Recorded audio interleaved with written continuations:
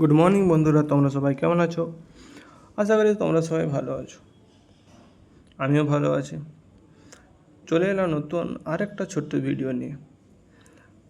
তো আজ সকালে ঘুম থেকে উঠে ব্রাশ করে মুড়ি কলা খেয়ে আমার বিছানাটা ঠিক করতে শুরু করলাম।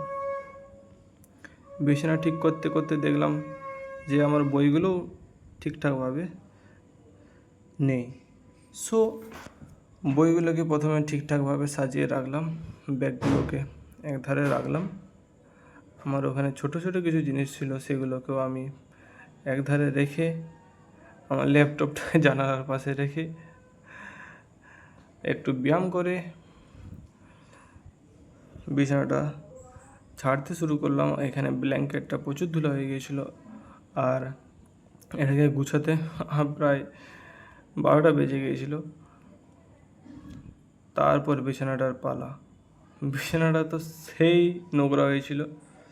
বিছানাটা নোংরা হওয়ার পরে ভালো করে ছেড়ে এটাকে পাট করে এক সাইডে রাখলাম।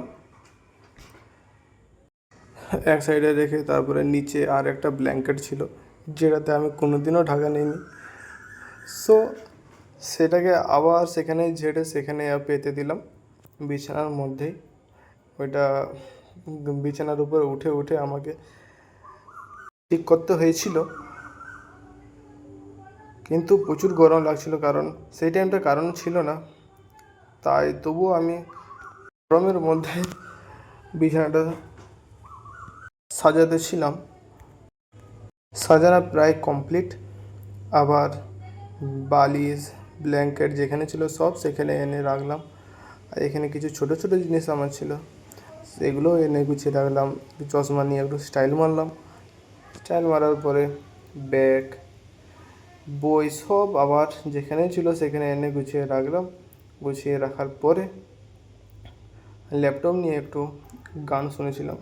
তখন কারেন্ট চলে এসেছিলো, প্রায় কিছুক্ষণের জন্য চলে এসেছিলো। আর আমার বিছানাটা কেমন হয়েছিল কমেন্ট করে জানাবেন।